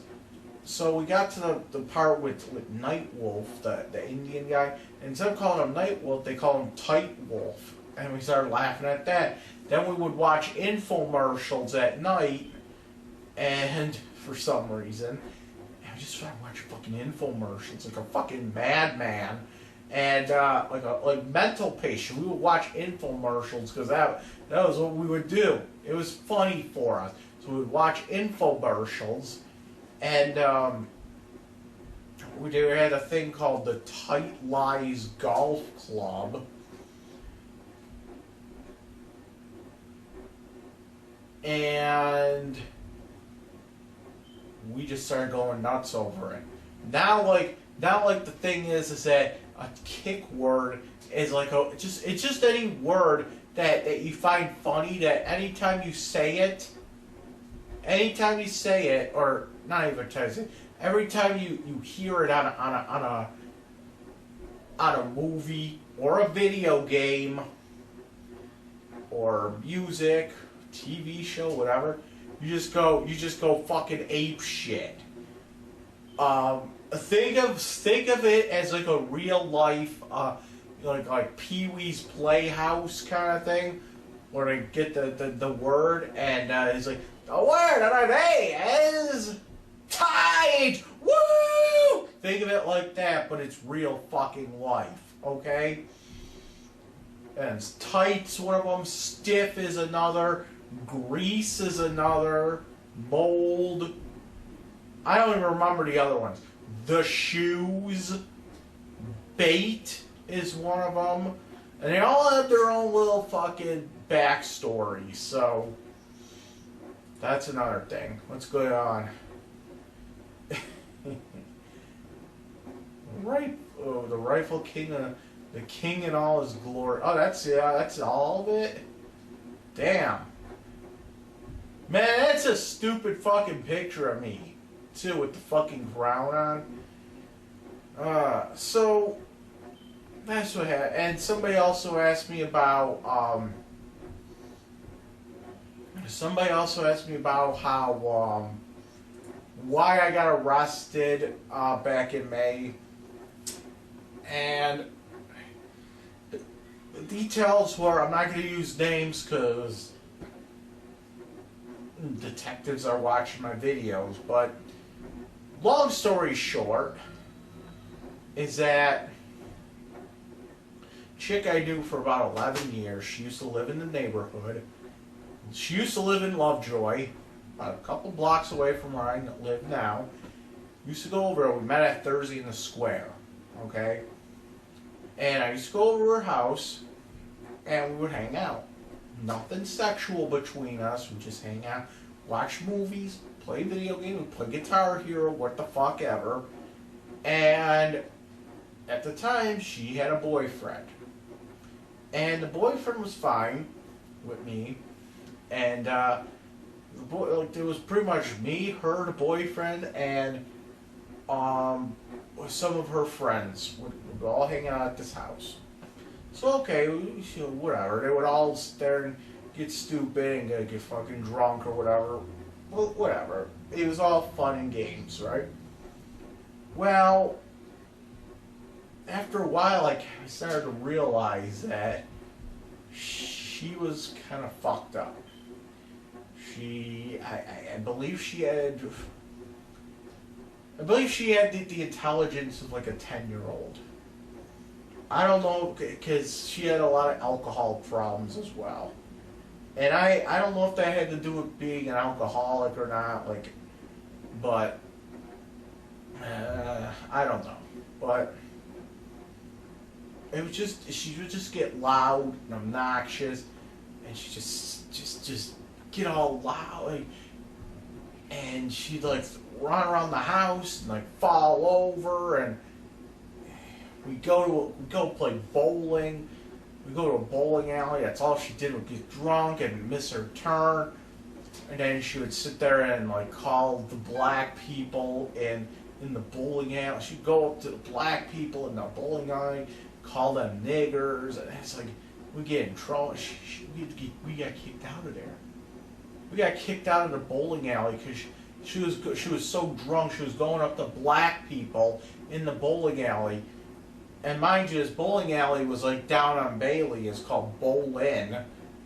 On Bailey near Clinton Street.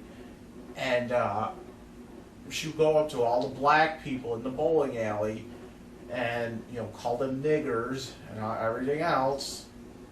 And we got kicked out a couple times. I had to go back in there and apologize. And they know wish she was drunk. They kind of laughed at it, but the owners kicked us out a couple times because of it. So start to realize that she's fucked up. And it started getting fucked up when she get drunk and she would have sex with her boyfriend right in front of me. And I was like, come on, can't you just like wait till I'm gone? You know? And every time it would happen, I'd just leave. I would just leave and I'd like, fuck it, I don't want to. I saw the guy's dick many times. I don't want to see a guy's fucking dick. I saw her pussy a couple times. I saw her tits. Okay? I don't really fucking care. But I saw the fucking boyfriend's dick. Okay? So I left. It's just rude anyway that I would have to like watch that. So I come back like a week or so later, and I told her I told her why it bothers me, but she doesn't care. She just keeps doing it over and over and over again. So something happened. The boyfriend had to go to the hospital because he all fucked up too. He had bipolar and he had a fucking breakdown. And he went to fucking CPAP. And he spent like a month at ECMC in the psych ward. So I still went over to her house. We were hanging out, we would watch movies and everything else while the boyfriend was in the hospital. We went and go and visit the guy in the fucking hospital. But she would still get drunk, she would still get horny, and instead of saying, hey Mike, you want to fuck me? No. She felt it was appropriate that instead of doing that, she would just blow her fucking dog anyway. I left. I was like, I don't want to fucking look at this. This is beyond anything that I want to know about. So I'm gonna leave. And I never looked back. I never hung out with her again. But I saw her every so often, like at concerts, at bars and whatnot. I saw her at guar shows, and I saw her. She tried one time. I went to see Alice Cooper, and it was nothing but let's bother Mike the whole night. You know, I had to like blend in with the crowd to get rid of her. You know. But one day I saw her at what's that place in Williamsville? What the fuck is that place called? Club Infinity. I went to Club Infinity after work. I was still wearing my work shirt at the time. Because I was working at JCPenney's at that Eastern Hills Mall. And after work I just said, fuck it, I'm going to go to fucking Club Infinity after because I want to see this band. Okay, so I just walked down the street. I didn't bother to put on a new shirt. So I walk in there with my fucking work shirt on. First thing I saw was her coming running up to me. I'm like, I don't even know what's going on. And I see her rushing me. And I'm like, get the fuck away from me, okay? And every time I would walk by her, because she was sitting right in the middle of the bar, and like, here's where the bands would play. Here's like the entrance slash front of the bar where they had the merch tables. Here's the bands, here's the merch tables, and right in the middle of the whole thing was where she was sitting. So I would have to go in between bands, and sometimes I'd have to go, in order to get to the front where the bathrooms are, or to go outside, or buy something from the merch table. I would have to walk right past her every single time. Walk past her and walk back past her. Every time I saw her, she turned around and started laughing at me. I'm like, shut the fuck up. And I told this guy that I knew there, it's like, this chick's fucking bothering me. And she must have heard it. After he was done talking to me, she runs up to me like, Mike, I want to call a truce. Okay, what the fuck? How about we just stop talking to each other? How about we leave each other alone? We're gonna see each other at shows. So let's leave it at that. Let's shake on it. I was like, this is probably the most mature thing you have ever done in your life. I shook her fucking hand. I ended up going washing my hand, but I shook her fucking hand. But after a whole thing, she's like, what's KBS? She saw my shirt. What's KBS? I'm like, yeah, don't worry about it. I went to go wash my hands. The rest of the night, I didn't hear from her. I didn't hear a fucking peep from her. Okay, cool. I ended up going home. A couple days later, I get a call from, or I go into work, I said, Mike, we need to talk to you. I'm like, yeah, what's going on? My supervisor calls me in the office. He's like, my direct supervisor I see every fucking day. And then there was like the district manager and like the store manager there. I'm like, what the fuck's going on here? It's like, Mike, we got a complaint about you from somebody. I'm like, really? Yeah, I guess this woman's saying that she came into the store one night and you punched her. I'm like, what? You sure it was me? Like, yeah, she said Michael Constantino. So, okay, whatever. I said, first of all, it was a day I was working too, I think. I said,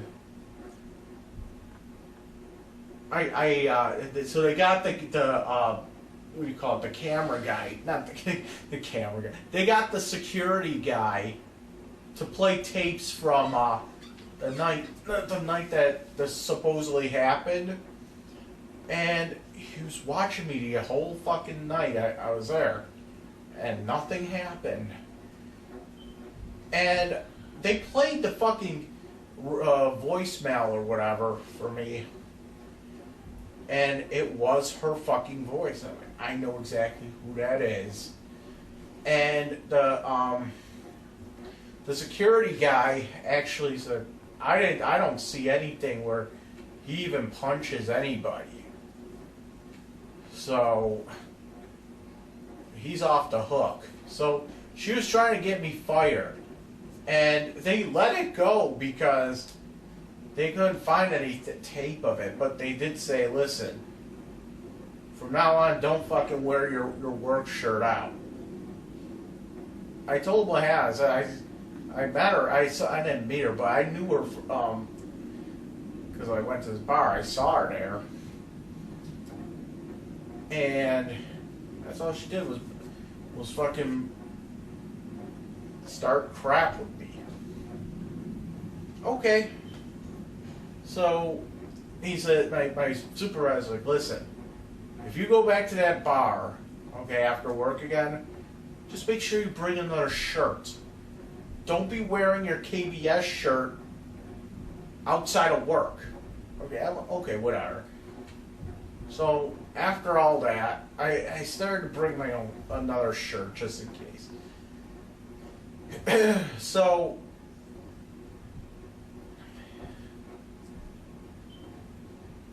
then, 2013, saw her again at a place called the Waiting Room. Okay, there's some show going on. I didn't say a word to her. I'm not saying a word to her. Okay, and like I can't really stand that long in one spot. So what I'll do is, like, between bands, I'll just go outside or something. I'm just gonna walk around the block or something because I need to stay moving, you know. or else like it'd start getting all like weird, you know. So one time I go outside, and this guy comes up to me and just starts like, "Hey, are you Mike?" I said, "Yeah, why? What's up?" Like, "You need to leave her alone." "Excuse me?" "Yeah, you need to leave that girl alone." I'm like, "Fuck you talking about? I not even fucking talk. I never talked to her. I didn't say a word to her tonight." He's like, "Yeah, well, she's saying you're following her around the bar." I'm like, I'm standing at the, okay, so what? He's like, "Yeah, I know that. But she's going around saying you're following her around. Don't do it. I'm just warning you that she's saying that. I saw you the whole time just standing against the fucking wall. So I'm just warning you." So I ended up going, okay, whatever. I am just going home. I don't want to put up with her shit. Later that night, like about a day or two after, I look on her Facebook for some reason, and she writes on there, "Michael Constantino is number 3 on a list of people that I want dead, or I want to kill," or something like that. First, I just laughed it off. I was like, who's number 1? Who's number 2? Then when after I stopped laughing, I'm like, okay, I printed it out. I took it down to the police station, and they were like, "Oh, we can't do this. We can't handle this." I'm like, "Why not?" "Because it's the internet. We don't handle internet." I'm like, "What the fuck are you talking about? You don't handle the internet. What the fuck are you talking about?" It's like, "We don't handle internet." I said, "So what are you saying here? That it's legal to threaten someone over the internet?" And they said, "Yeah, it is." I was like, whatever. I am going to like 4 different police stations in Buffalo, and they all told me the same thing. It was like the first police station, just fucking call them all and say, "If this guy comes in, tell him we don't handle it." And it's like, there's the same exact response. I'm like, okay, so it must be legal to make threats over the internet then, right? I don't fucking know. 2015 comes around, and I found out from a mutual friend of ours that she got married and she's pregnant now. I'm like, oh great. And I was like, this isn't good. I waited until the baby was born. When she started throwing pictures up on Facebook, the fucking baby was born. I called CPS on her, Child Protective Services. Called them up, told them what's going on, and a couple hours later, I was out with my dad, and I get a call from Cheektowaga Police. It was some detective. I don't even know his name. It could have been Detective Griffin. I don't know. Okay, I don't even know who it was at the time. Okay, they said it's their name, but at this point, I don't even remember. Okay? So, oh my God. So, he called me and was like, yeah, you're not allowed to call CPS on her. If you do it again, you'll be arrested. What? First of all, when I called CPS, I didn't even give a name or a number. I didn't give my name or number. So, here's a big thing, okay? If you're going to call CPS on somebody, don't. Because it's not anonymous. No matter what they say, it's not anonymous. So moving on, my dad was like, when you get home, call Cheektowaga Police back and ask for that detective. My dad thought that when they called me, it was like one of our friends playing games, pretending to be a Cheektowaga detective just to like, you know, like a prank call pretty much. So that's what I did. I looked up Cheektowaga police phone number. I called up the police station. I said, and it went straight to a voicemail. Okay, I called it up, called the number that it was on. It was like a general line. It went straight to a voicemail. I was probably at lunch or something, but it was just a general line, and I left a message. It said, "This is for Detective so and so. Have him call me back. It's about the girl that he called me about earlier. I'm just wondering if this is right. Because I'll be honest, my dad thinks it's a fake call, and I'm just trying to be safe and sorry." Okay. I never got a call back. I waited I never got a call back. So, okay, we chalked it up to her playing games on the phone now. Now I feel that she's impersonating a police officer or her friend or whatever. But I don't know a friend who's doing it, so I couldn't really say anything. All I know is that somebody impersonated a police officer, a detective, and this is what's happening. Whatever. So she had the baby, and I was like, okay, CPS is already, aware. Then, the same mutual friend tells me that she's pregnant again. And at that point, I was just like,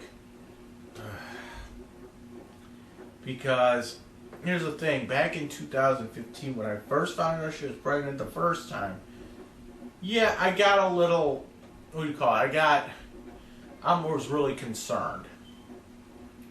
I was really concerned for her kid, because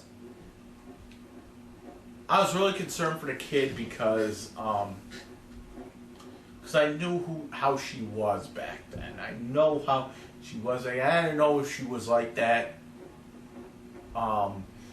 still, and I wasn't going to take any chances.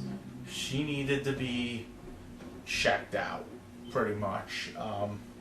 I felt that she needed to, at least have a surprise visit, just so that,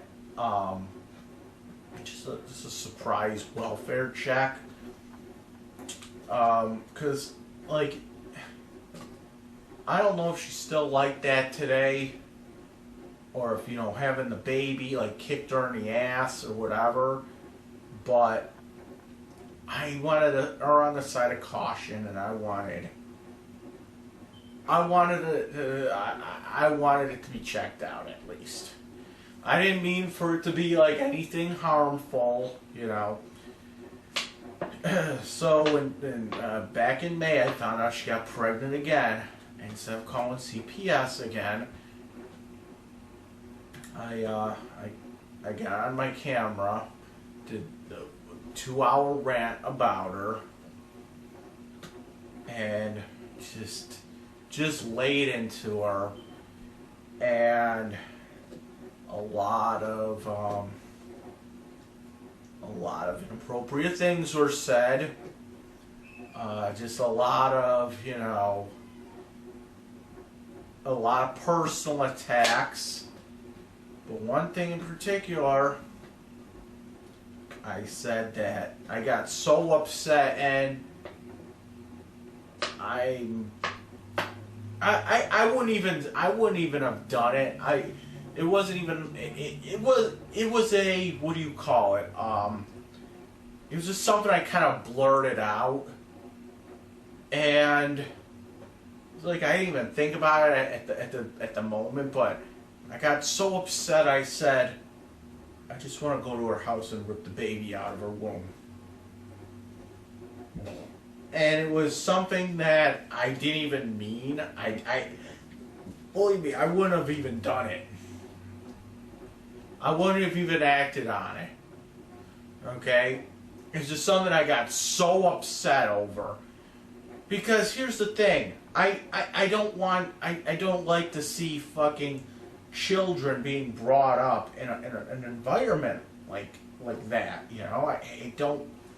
It's one thing to be, you know, scummy with yourself and with with a husband or a girlfriend or boyfriend or wife or you know, it's one thing to be like that, you know, with yourself or a mutual partner, and then it's another thing to be like that with an innocent fucking child that's gonna grow up like that. You know what I'm saying? And like I said before, I don't know if she, being pregnant, kicked her in the ass and like I gotta stop the drinking. I need to stop being like this. You know, I need to start showering properly, and I need to stop doing shit with a dog and what the fuck else. You know, I don't know if that happened, but I hope it did. I hope it was a kick in the ass to her, and but then again, I shouldn't have said what I said either, where I made that threat. And I'm not blaming anyone for it. I blame myself completely.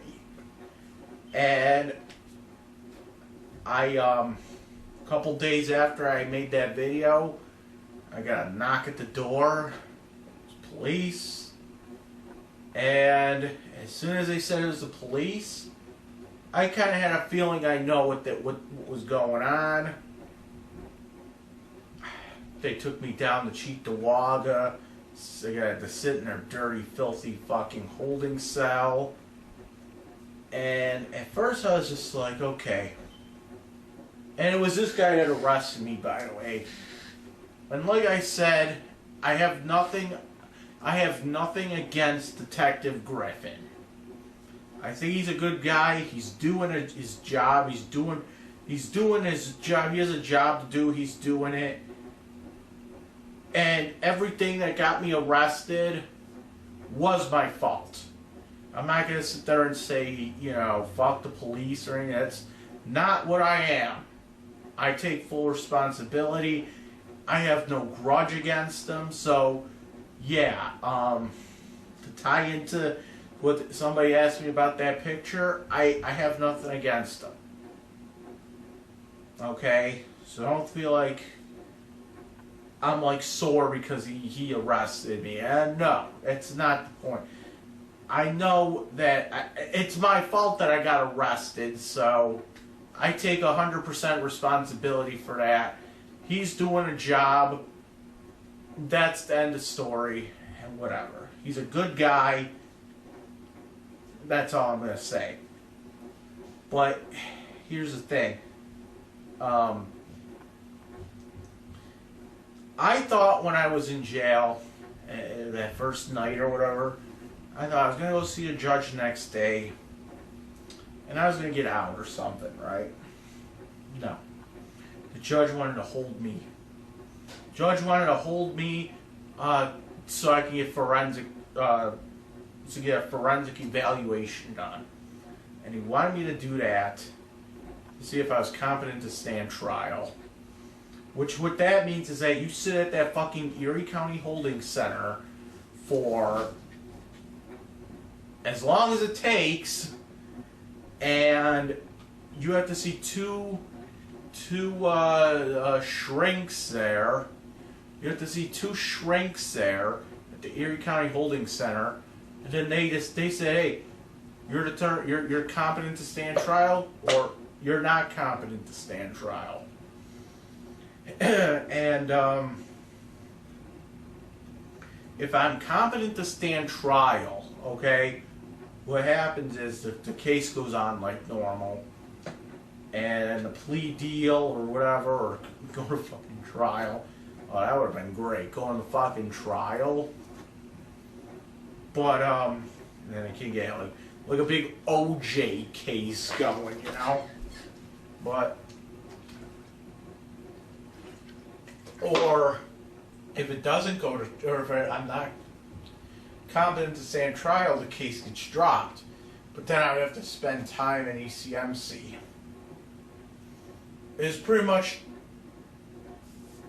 the best thing that can happen. I was a stand trial, or competent to stand trial, and then try to work out the plea deal. Because if you're not competent to stand trial, they'll say, okay, we're done with this case. Okay, and that might sound good right away, but they would lock you up in a fucking psych ward. That's what happens. Okay? That's what happened to Brian Sook. Okay? That's what actually happened to Brian Sook, by the way. If anyone knows about that one. Brian Sook was this guy that me and JMG and his brother SGG knew, and Brian Sook was this guy that we all knew, okay, lived at the fucking group home, and Brian Sook, when I moved out of group home, Brian Sook moved out, everyone moved out, but we still hung out and all that. So, Brian Sook lived in Lockport, I guess he lived. And, like his girlfriend, I think it was, had a cat, okay? And Brian Sook, because he was like stupid and he was like retarded or something, I don't know what the fuck happened, he decided he was going to kill this cat. No fucking reason. And he wrapped fucking tape around the fucking cat's legs and and fucking drowned the cat, I guess it was, in a bathtub. And at first we heard about this and I was like, Brian fucking didn't do that. And he got arrested. I was with Brian Sook when the detective from Lockport called him and said, hey, you're under arrest. Just, where are you? And, I'll come and pick you up wherever. I didn't see him get arrested, but I was with him. I was with Brian Sook when the detective called him, okay? So, I think the next day he went back to Lockport and got arrested or something. But, anyway, Brian fucking Sook. So anyway, Brian Sook went and he was found not competent to stand trial. Okay, so they dropped the case right there. But he had to do time, not really time, but he had to do like an inpatient psychiatric thing at the Buffalo Psych Center where I go to my gym. Okay, where that gym is that I go to, and we saw him there. Me and Bologna went to this gym together, and we saw him there. So yeah, that's what happened. He lived at that psych center for about a year. He's out now. He's got a kid now, which is fucking weird. And his whole Facebook wall is like nothing but cat videos, which is really fucking creepy, considering what he did. Yeah. So that's what happened. That's the example of what'll happen if you're not competent to stand trial. I was competent to stand trial, and what happened was, after I was found competent, they said, "Listen, we give you a plea deal. You plead guilty to 1 count of harassment, and I was charged with aggravated harassment, which is Class A misdemeanor, It's the highest form of misdemeanor, right below the lowest form of felony. We dropped that down to a 1 count of harassment. It's a violation, doesn't go on your permanent record, and you got to abide by a 1-year restraining order, and you got to go to counseling. You got to go, mental health counseling for a year. And you go home today. Because a violation, like they pretty much reduce it to like a parking ticket. The equivalent of a parking ticket. And, a violation could be up to 15 days in jail. But since you did 28, you'll be out later today. I was like, fine, I'll do the fucking plea deal. Let's get me the hell out of here. I want to go home. I want to play video games. I eat some real food. I want to see my fucking cat. I want to listen to some real fucking music. I want to go jerk off. And that's it. So, okay. So I did the plea deal. Got out a couple hours later. And I've been out of jail ever since. That was back in June. That was 28 days. I didn't get that. I won't get back.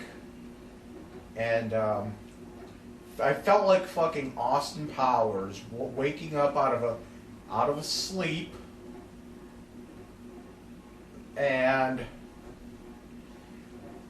trying to relearn everything that was going on in the world. I didn't know if Donald Trump was the president anymore. I haven't seen any kind of news since I got in. I don't know if Donald Trump got shot and somebody else took over. I don't know. That's when I found out that while I was in jail, there was an E3, and they announced Metroid Prime 4 and Metroid. What was the one for the 3DS? Hey, gravy. They announced that. I was like, oh, cool. I have Metroid Prime 4 and the 3DS Metroid. All right. So that's. I regret it. I regret doing it. I regret doing what I have to do, doing what I did to get into jail. But I'm not gonna hold Griffin accountable. I'm not gonna. I don't have anything against him. You put me in jail like that. I'm not gonna do that shit. In fact, I had to go back to court in November because I got my one counselor, Dr. Nintendo, dropped me because of because of the whole recording thing. I recorded a phone call between me and him, and he dropped me because of it. And he wrote to the court after all that, said, "Oh, he's not in counseling anymore." And they dragged me to court again. And okay, whatever. And that was it. I couldn't sleep the night before, but I got out because I said, "Listen, I am going to counseling. Here's all the proof that I'm going to counseling. I'm working. I'm going to counseling. I'm working. Whatever. I shouldn't have to go back to jail. I might have got dropped from a counselor, but you know what? I picked up where I left off. That's the bottom line. So there you go. And after court, I took a walk to Pizza Hut on Union. Where is it now? It was Union and I don't know where it was. But it was across the street from, I think it's like Cheektowaga High School. Like near the Zangs. Like a little bit past Walden. Went there, got my Pizza Hut buffet. Pizza Slut buffet. Got that. And after the buffet, I was like, okay, let's walk to the fucking mall. Let's walk. I was like, let's walk to the Galleria Mall. I'm going to go shopping. And after a Pizza Slut, I went to the Galleria Mall. And as I'm walking, I see Detective Griffin pull up a sign. Hey, Moy, how'd your court go? I'm like, that's why I'm okay. See, it's that kind of shit. He recognized me. That's cool. I have nothing against them. So there you go. There you go, right there. I have nothing against Detective Griffin. I really don't. So he's cool in my book. Just because he was doing her job, I'm not holding it against him. There he goes. So he gave me that. So I get to hang his picture. It looks fucking funny too. He put his head all fucking big. It's just a picture of him with a big head. I don't even put that head all big like that. But he's holding like a, looks like clip art pizza. That's what it is. It's like he's holding a pizza box, but the pizza is on top of the pizza box. That's really weird. Like, who the fuck eats the pizza off the top of the pizza box? Unless that's just a pizza box, and on top of the pizza box there's a picture of a pizza. I don't know anymore. But yeah, I just want to address that with this website. I honestly don't have anything against this website. They're not saying anything that really isn't true. I mean, they're not really saying that anything that isn't true. Like I don't like Clint because he was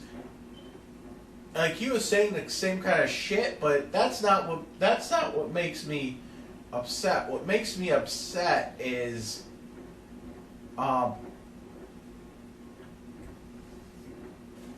what makes me upset is when people accuse me of shit that I didn't do. And they're not saying anything that that isn't true, really.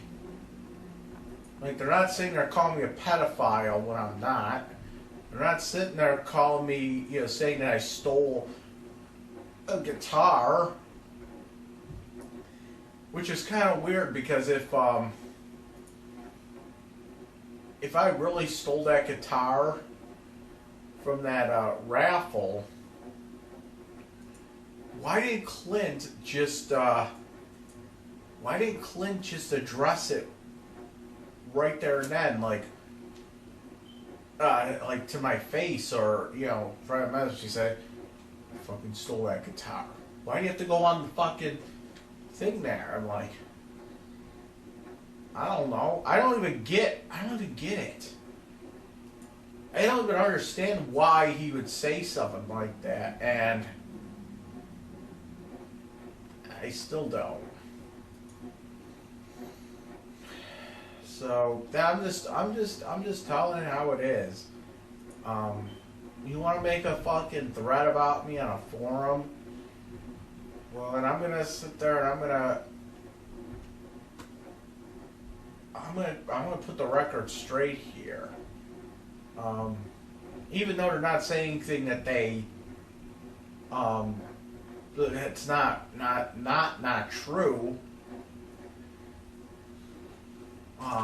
But they just seem to have a lot of questions about it. So that's what I'm doing. This is Dragonlordfrodo, and I approve this message. Thanks in advance for watching this.